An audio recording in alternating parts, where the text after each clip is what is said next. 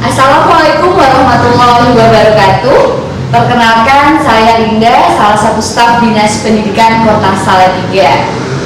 Gimana nih teman-teman yang saat ini sedang belajar di rumah? Masih semangat kan?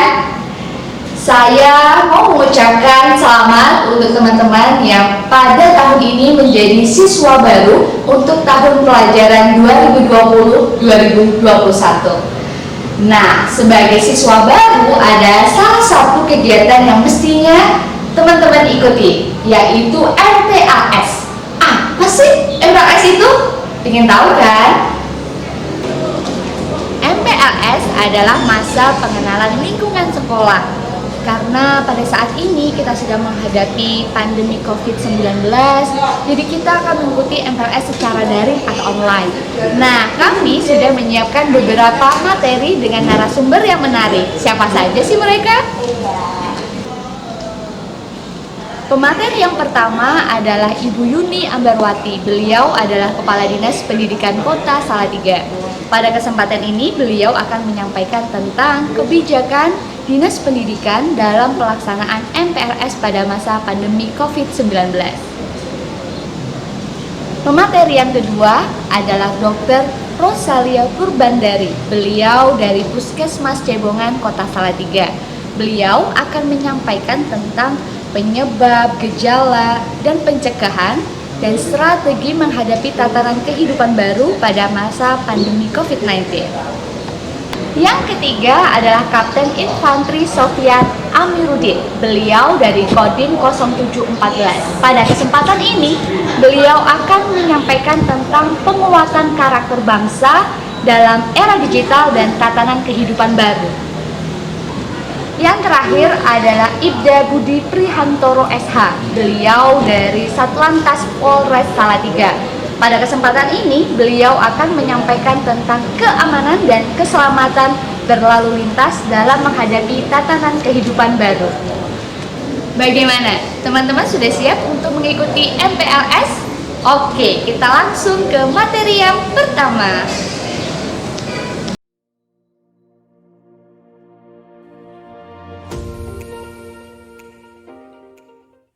Halo semuanya, salam sehat. Kembali lagi dengan saya Ignatius Zalu dari tim ICT Dinas Pendidikan Kota Salatiga.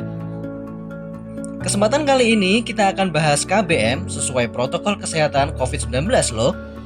Terdiri dari apa saja ya? Yuk simak sama-sama.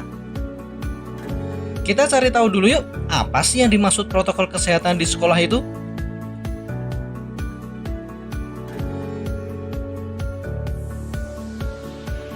Yang pertama ada protokol kesehatan umum sekolah.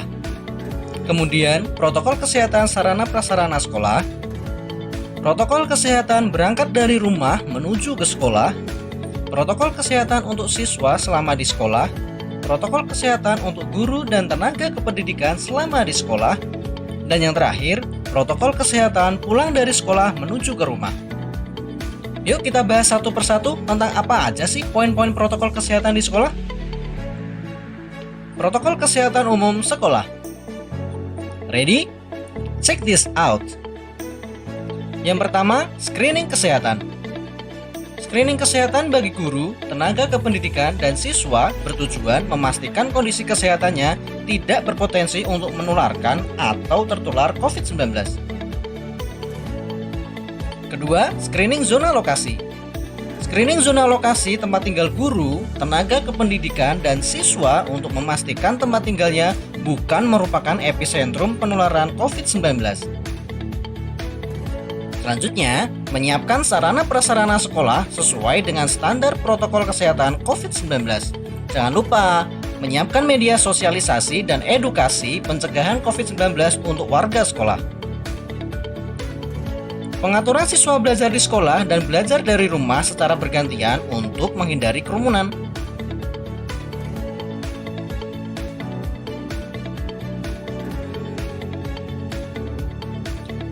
Pengaturan jarak dengan prinsip social distancing dan physical distancing menggunakan denah informatif sangat diperlukan.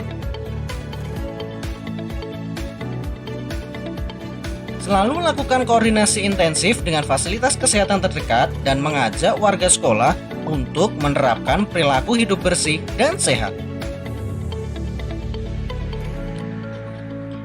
Yang paling utama, ajak warga sekolah untuk senantiasa berdoa dan mendekatkan diri kepada Tuhan Yang Maha Esa ya. Sekolah melakukan pemantauan, pendataan, dan pemetaan siswa terkait alamat rumah atau moda pergi ke sekolah. Selanjutnya, ada protokol kesehatan sarana prasarana sekolah. Pertama, adanya sosialisasi pencegahan COVID-19 melalui spanduk atau X-banner yang dipasang di depan sekolah dan tempat-tempat umum di lingkungan sekolah. Alat pengukur suhu, wastafel tempat cuci tangan, dan masker cadangan sudah disediakan oleh pihak sekolah. Pihak sekolah akan melakukan penyemprotan disinfektan baik sebelum dan setelah KBM di dalam kelas maupun di lingkungan sekolah. Optimalkan fungsi UKS. Jangan terlewat juga, atur jarak bangku di dalam kelas, ingat minimal 1 meter ya. Next, protokol kesehatan berangkat dari rumah menuju ke sekolah. Sebelum berangkat ke sekolah, orang tua harus memastikan bahwa putra-putrinya dalam keadaan sehat ya. Jangan lupa, bawa bekal makanan dan minuman kalian dari rumah masing-masing. Pakaian yang dikenakan dalam kondisi bersih. Dan ingat, selalu mengenakan masker ya. Jika menggunakan kendaraan umum atau antar jemput roda 4 dan tetap harus menerapkan prinsip jaga jarak dan langsung ke tempat tujuan ya, yaitu ke sekolah. Jika menggunakan roda 2 milik pribadi atau keluarga dan berboncengan harus dalam satu keluarga.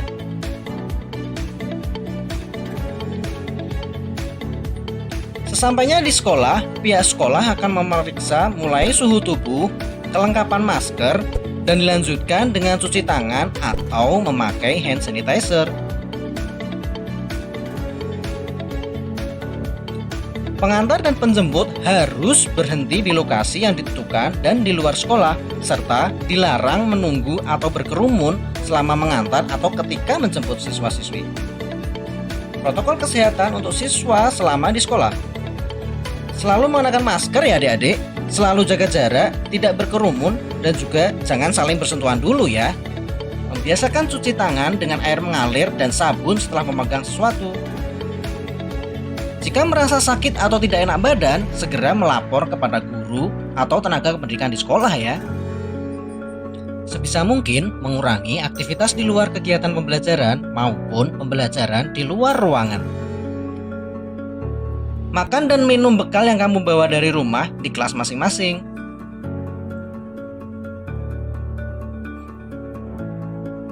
Oh iya, pelaksanaan kegiatan ibadah dilaksanakan di tempat ibadah sekolah secara bergantian dengan membawa perlengkapan ibadah sendiri loh. Selama istirahat, siswa tetap berada di dalam kelas. Protokol kesehatan untuk guru dan tenaga kependidikan selama di sekolah.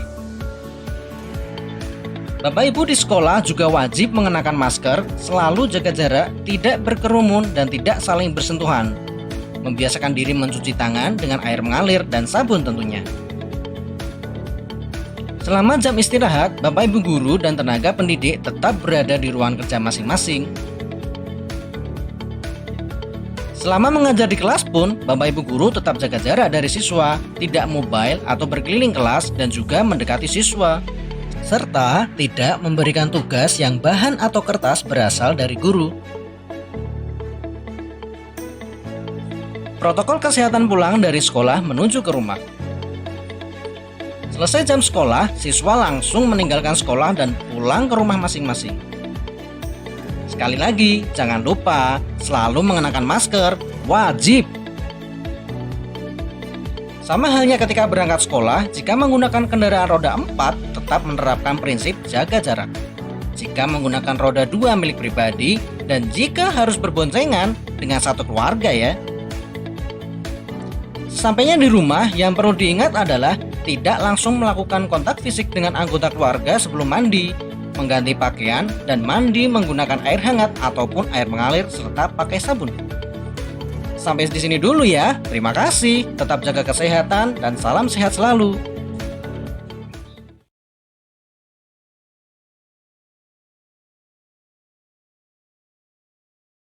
Assalamualaikum warahmatullahi wabarakatuh.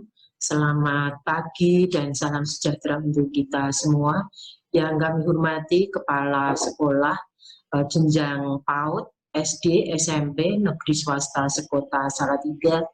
Yang kami hormati para orang tua, wali siswa.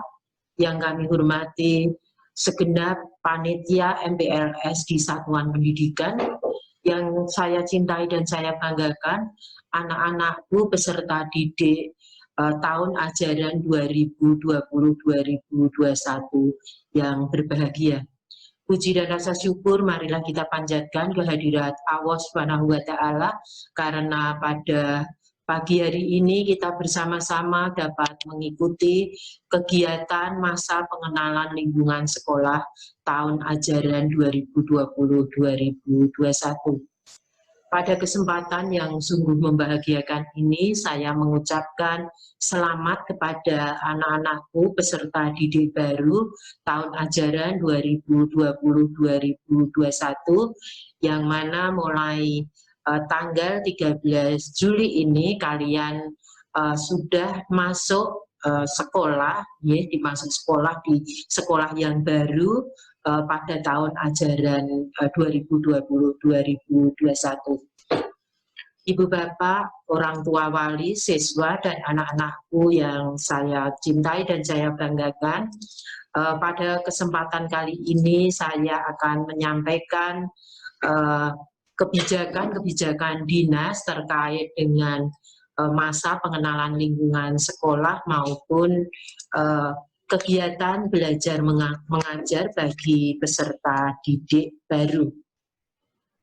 Berdasarkan Permendikbud nomor 18 tahun 2016, ini tentang pengenalan lingkungan sekolah bagi siswa baru, maka setiap tahun ajaran baru, anak-anak peserta didik baru ini mengikuti kegiatan masa pengenalan lingkungan sekolah atau MPLS di masing-masing satuan pendidikan. Namun pada tahun ini kegiatan MPLS ini akan berbeda dengan tahun-tahun yang lalu. Mengingat saat ini kita sedang menghadapi pandemi COVID-19, ini tepatnya pada 16 Maret yang lalu, anak-anakku peserta didik baik semua jenjang ini mengikuti kegiatan belajar secara daring, ya, ini dari rumah. Nah, tentunya hal ini dimaksudkan agar para peserta didik ini tidak terpapar terkait dengan pandemi COVID-19. Nah,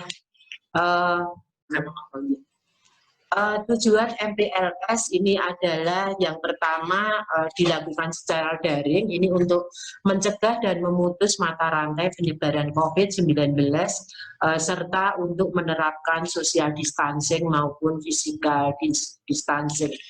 Di samping itu juga untuk mengenali potensi diri peserta didik baru. Juga untuk membantu peserta didik baru ini dapat beradaptasi dengan lingkungan sekolah maupun sekitarnya. Di samping itu tujuan MPLS juga untuk menumbuhkan motivasi, semangat, serta cara belajar yang efektif sebagai peserta didik baru. Selanjutnya juga untuk mengembangkan interaksi positif antar peserta didik dan warga sekolah lainnya. Di samping itu juga MPLS ini dapat menumbuhkan perilaku positif, antara lain kejujuran, kemandirian, sikap dan saling menghargai, menghormati, untuk meningkatkan disiplin, juga meningkatkan perilaku hidup bersih dan sehat, serta untuk mewujudkan peserta didik yang memiliki nilai integritas, etos kerja, dan semangat gotong royong. Nah, untuk materi MPLS untuk tahun 2020-2021 yang dilaksanakan secara daring ini difasilitasi oleh Dinas Pendidikan. Materinya meliputi kebijakan dinas yang kami sampaikan ya terkait dalam pembelajaran dalam masa pandemi COVID-19. Kemudian materi dari Dinas Kesehatan Kota Salatiga ini terkait COVID-19, penyebab, gejala, dan pencegahannya, dan strategi menghadapi tatanan kehidupan baru atau new normal. Kemudian juga ada materi dari Kodim 0714 ini penguatan karakter bangsa dalam menghadapi era digital dan tatanan kehidupan baru. Serta dari Satlantas Polres Salatiga ini terkait materi keamanan dan keselamatan berlalu lintas dalam menghadapi tatanan kehidupan baru. Tentunya juga materi-materi ini dari sekolah terkait dengan program-program sekolah maupun pelaksanaan nanti KBM, ya, KBM yang akan dilaksanakan baik akan dilaksanakan dengan tatap muka maupun KBM secara daring. Nah, tentunya pada saat pemberian materi untuk MPLS ini kami berharap ini nanti bisa didampingi oleh orang tua atau wali siswa, sehingga para orang tua pun nanti bisa mendapatkan informasi terkait dengan pembelajaran pada tahun 2020-2021. Ibu Bapak, orang tua wali siswa yang kami hormati, perlu kami sampaikan di sini terkait dengan SKB 4 Menteri, ya, ini surat keputusan bersama tentang panduan penyelenggaraan pembelajaran pada tahun ajaran 2020-2021 dan tahun akademik 2020-2021 di masa pandemi COVID-19. Nah, berdasarkan SKB 4 Menteri, yaitu Menteri Pendidikan dan Kebudayaan, Menteri Kesehatan, Menteri Agama, dan Menteri Dalam Negeri, ini disebutkan bahwa prinsip kebijakan pendidikan di masa pandemi COVID-19 ini adalah untuk menjaga kesehatan dan keselamatan peserta didik, tenaga kependidikan, para pendidik, keluarga, dan masyarakat. Nah, ini merupakan prioritas utama dalam menetapkan kebijakan pembelajaran. Nah, berdasarkan SKB ini, maka ditetapkan bahwa tahun pelajaran baru untuk tahun ajaran 2020-2021 dan tahun akademik 2020-2021 ini dimulai pada bulan Juli 2020. Sedangkan untuk pendidikan tinggi nanti akan dimulai pada bulan Agustus dan semua akan dilakukan secara online. Nah, berdasarkan SKB tersebut bahwa kriteria satuan pendidikan ini dapat membuka pembelajaran dengan tatap muka ini ada beberapa persyaratan, ya. Bahwa daerah-daerah yang zonanya hijau, ya, ini boleh, ya, satuan pendidikan di daerah zona hijau ini boleh membuka pembelajaran dengan sistem tatap muka. Nah, tentunya hijau ini dalam artinya 2 minggu terakhir ini tidak ada kasus PDP, tidak ada orang positif COVID, kemudian juga orang dari luar area yang terjangkit. Kemudian juga harus memperoleh izin dari pemerintah daerah, dalam hal ini dari Ketua Gugus COVID Kabupaten Kota. Kemudian juga harus satuan pendidikan ini harus memenuhi daftar periksa kesiapan sekolah yang ada di dalam laman Dapodik maupun di dalam MIS, ini untuk sekolah di bawah Kementerian Agama. Ya, sehingga nanti ini juga harus diverifikasi oleh tim persiapan penyelenggaraan satuan pendidikan. Kemudian juga harus memperoleh persetujuan dari orang tua maupun komite sekolah. Nah, dari 4 syarat yang harus dipenuhi, ini juga ada persyaratan-persyaratan tambahan ya. Artinya satuan pendidikan ini juga harus melaksanakan terkait komunikasi, informasi, dan edukasi COVID-19 ini pada para peserta didik baru. Juga satuan pendidikan ini membentuk gugus tugas di tingkat sekolah. Di samping itu juga satuan pendidikan ini memiliki SOP untuk pencegahan penularan COVID-19. Dan saat ini pun sekolah sudah melakukan simulasi persiapan pembukaan sekolah. Juga satuan pendidikan ini bersedia untuk melakukan penutupan kembali jika terdapat kasus penularan COVID-19. Dan tentunya juga akan melakukan evaluasi secara berkala. Nah, untuk penyelenggaraan pembelajaran tahun ajaran 2020-2021 di masa pandemi ini, ya tadi sudah saya sampaikan, tahun ajaran dimulai pada bulan Juli, ya. Namun dengan persyaratan ketika akan dibuka pembelajaran tatap muka. Nah, pedoman yang harus dipatuhi juga ini bahwa satuan pendidikan yang berada di zona kuning, oranye, dan merah ini dilarang melakukan pembelajaran tatap muka. Nah, sehingga di sini perlu kami sampaikan bahwa kalau Salatiga ini sudah zona hijau dan kita sudah mendapat izin untuk membuka sekolah, ya, ini nanti sekolah akan dibuka secara bertahap.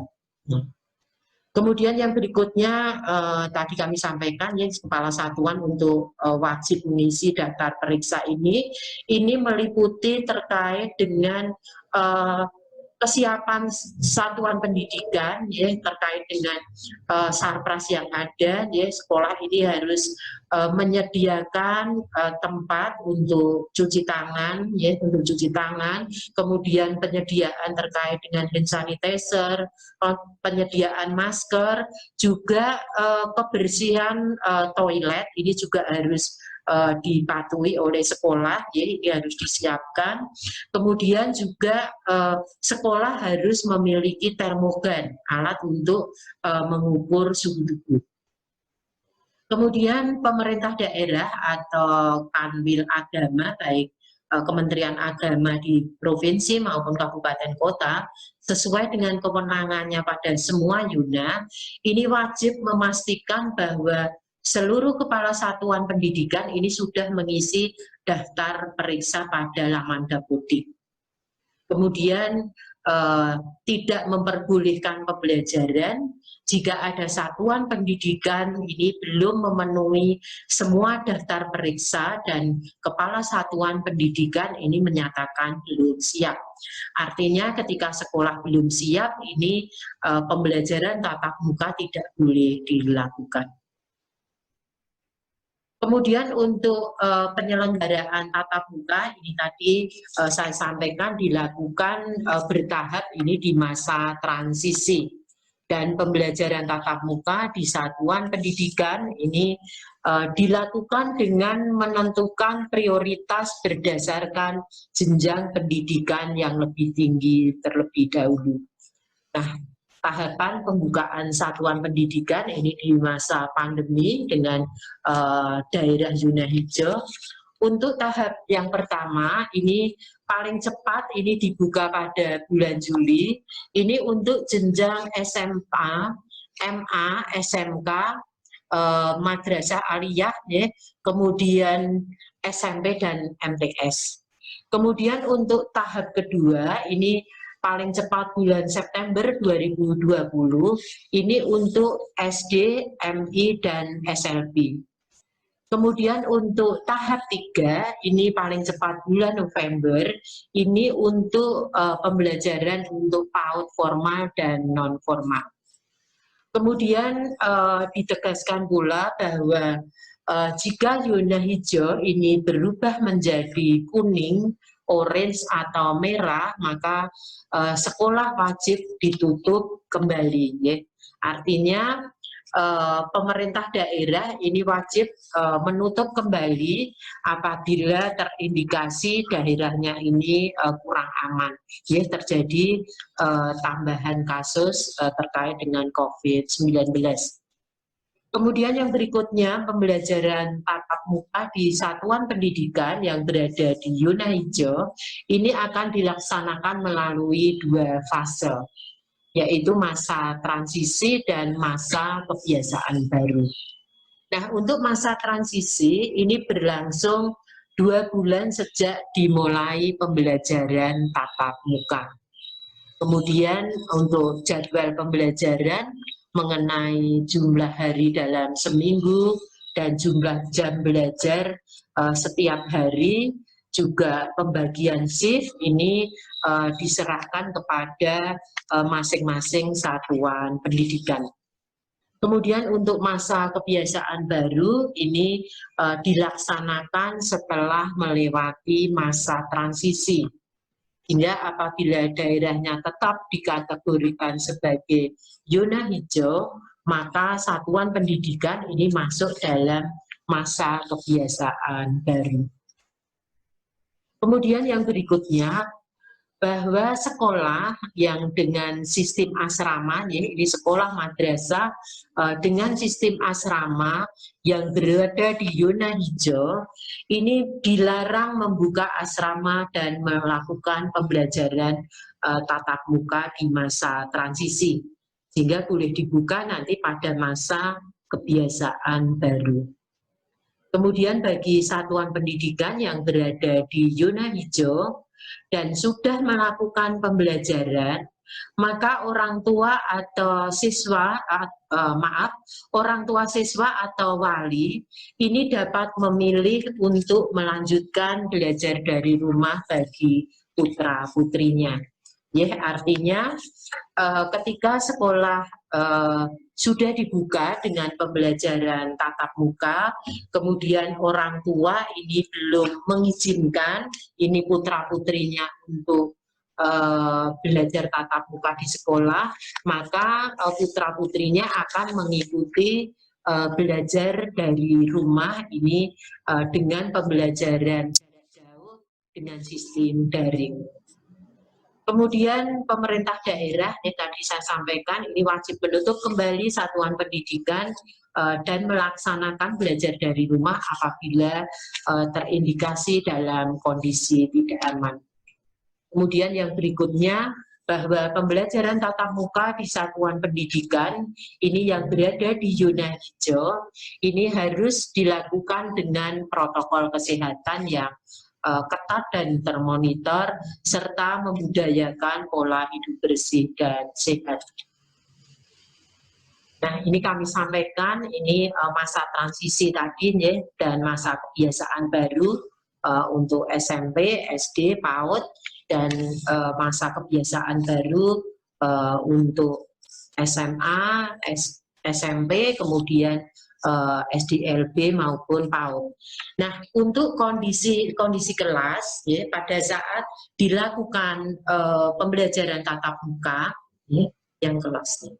Nah, ini pada masa transisi ini jarak di dalam kelas ini diatur 1,5 ya, 1 atau 1,5 meter, sehingga satu bangku ini diduduki satu anak. Kemudian maksimal peserta didik di dalam kelas ini adalah 18. Sehingga kalau untuk SMP dengan rombel 32, maka ini dibagi 2 menjadi 16 orang.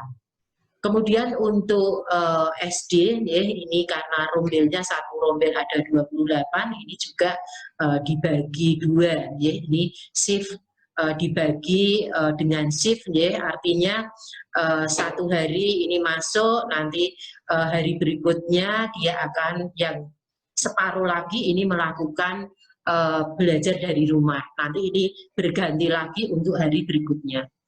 Kemudian untuk SD ini jarak minimal juga sama, hanya untuk peserta didiknya ini maksimal ya, untuk yang SDLB, SMPLB ini maksimal 5 peserta didik per kelas. Kemudian untuk PAUD ini jarak minimal juga 1,5 maksimal 5 peserta didik di dalam kelas.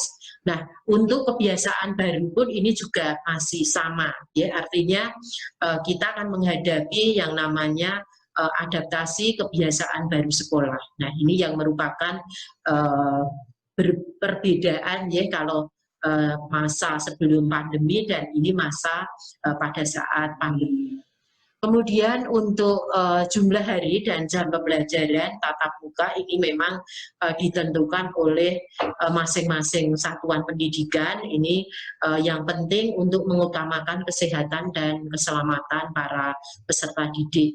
Nah, jamnya ini juga jam pembelajaran ini juga dikurangi ya, pada masa transisi ini ada 3 jam, nanti pada masa kebiasaan baru nanti 4 jam per hari. Kemudian yang berikutnya ini terkait dengan next. Nah, perilaku wajib yang harus dilakukan di lingkungan satuan pendidikan baik pada masa transisi maupun masa kebiasaan baru. Ini anak-anak ini diharuskan menggunakan masker ya, ini disarankan yang 2 atau 3 lapis dan ini akan diganti setiap 4 jam. Kemudian sesering mungkin untuk cuci tangan pakai sabun dengan air mengalir dan cairan pembersih atau hand sanitizer ya, ini maksimal 4 jam sekali.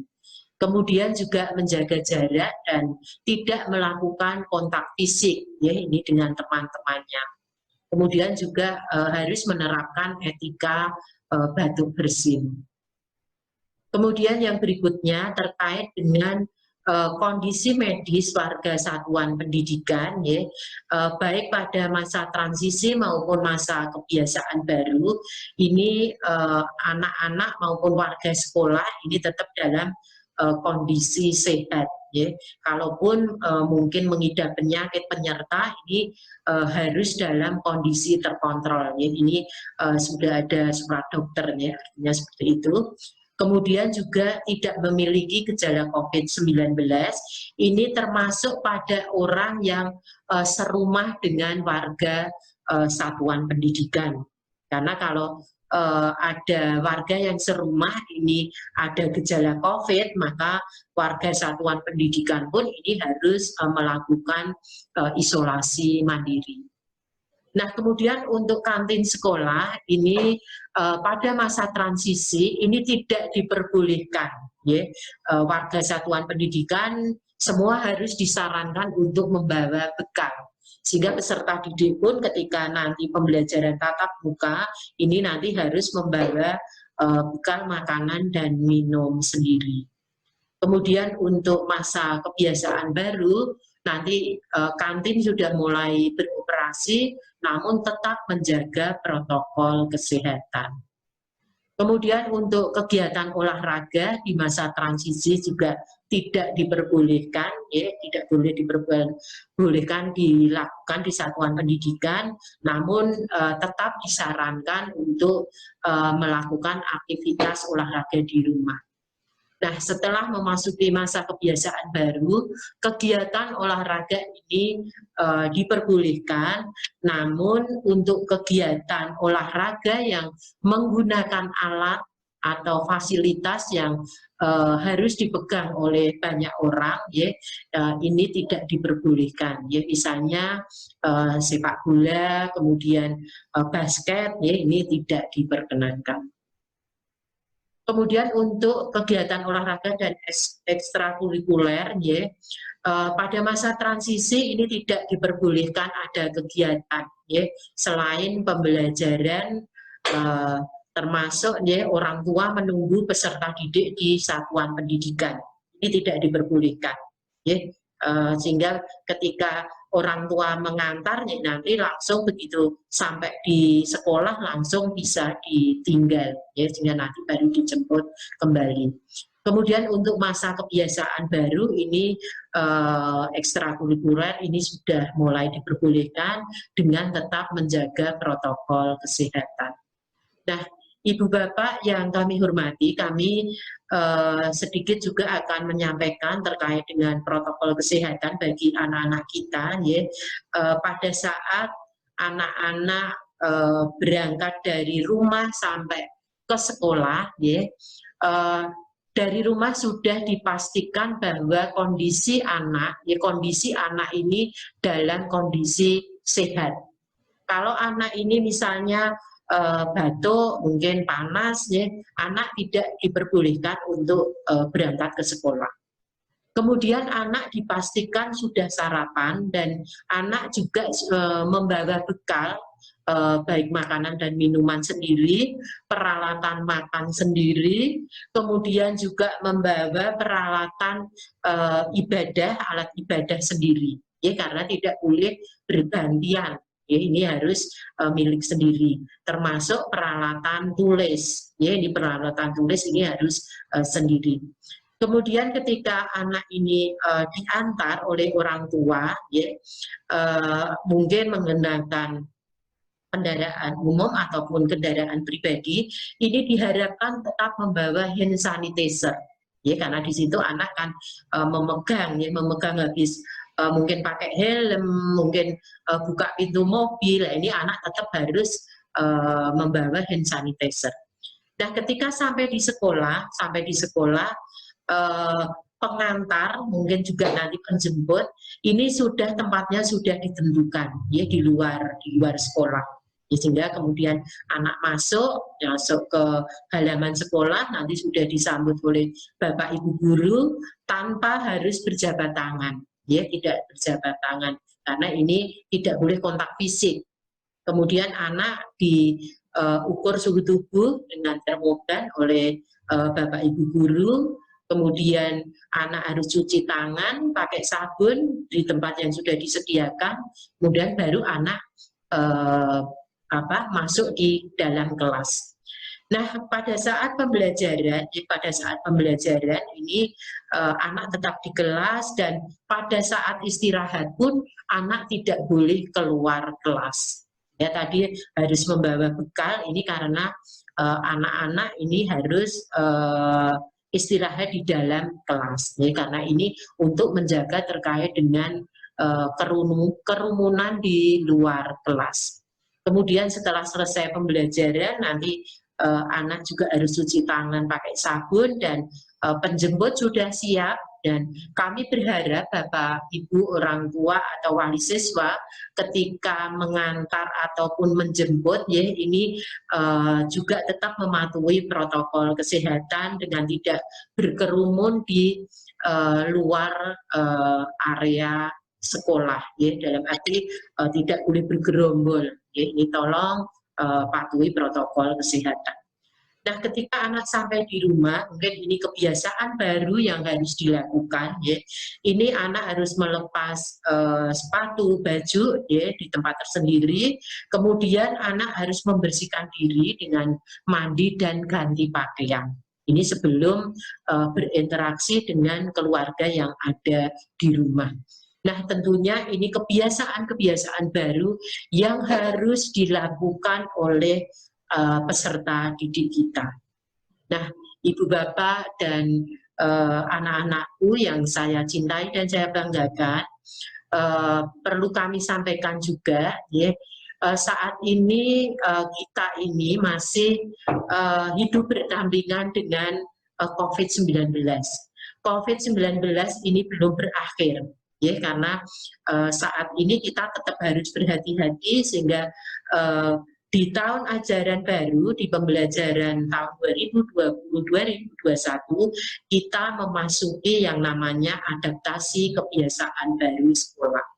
Dengan menerapkan protokol kesehatan, tadi menggunakan masker, membawa hand sanitizer, juga cuci tangan pakai sabun.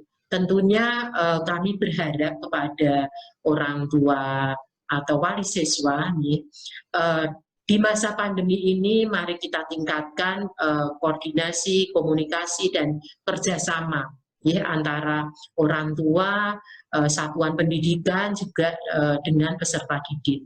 Karena saat ini meskipun tahun ajaran baru dimulai pada bulan Juli dan tepatnya tanggal 13 Juli, tapi bukan berarti anak-anak ini nanti sudah mulai pembelajaran tatap muka. Kami masih menunggu izin ataupun kondisi daerah Kota Salatiga ini masuk dalam zona hijau dulu. Dan tentunya kami berharap para orang tua, wali siswa ini selalu mendampingi, membimbing putra-putrinya pada saat pembelajaran di rumah. Ya, ketika belajar dari rumah, kami mohon dukungan dan bantuannya. Tentunya ini terkait dengan yang namanya trisentra pendidikan, di mana pendidikan ini dapat berhasil kalau ada kerjasama yang baik ya, antara keluarga, sekolah, satuan pendidikan, ataupun masyarakat. Ya. Pendidikan, ya, anak ini ketika di rumah lama, ketika belajar, ini kan anak-anak ini waktunya ini kan lama ketika di rumah.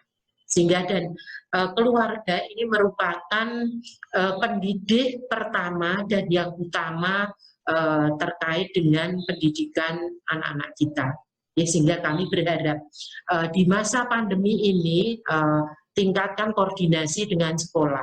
Dan sekolah pun akan secara aktif nanti berkomunikasi dengan para orang tua, wali siswa maupun peserta didik, ya, apalagi anak-anak peserta didik baru ini. Kemudian kami juga berharap anak-anak kita, ya, meskipun nanti kalian ini belum mengikuti pembelajaran tatap muka, ya, karena tadi kan juga ada shift, ya, pembagian yang masuk hari pertama, yang berikutnya libur, nanti diganti berikutnya secara bergantian. Kami berharap anak-anak ini akan secara aktif, ya, anak-anak harus aktif, anak-anak harus lebih kreatif dan inovatif ketika melakukan pembelajaran jarak jauh secara daring. Tentunya ini juga menambah atau membawa manfaat yang luar biasa, karena anak-anak akan pandai untuk memanfaatkan yang namanya informasi dan teknologi, ya, memanfaatkan gawe ini untuk pembelajaran secara daring. Sehingga kami berharap kita harus bersinergi antara orang tua, peserta didik, dan sekolah. Harapannya pemenuhan hak anak-anak ini tetap memperoleh layanan pendidikan. Ya. Kami tetap berharap meskipun kita ini di masa pandemi tetapi anak-anak kita tetap mendapatkan layanan pendidikan yang berkualitas. Ya, tentunya ini juga dalam mewujudkan generasi emas Indonesia tahun 2020, tahun 2045, di mana generasi yang unggul dan berkualitas ini bisa kita wujudkan. Nah, mungkin itu beberapa hal yang dapat kami sampaikan. Sekali lagi kami mengucapkan terima kasih atas kerjasamanya.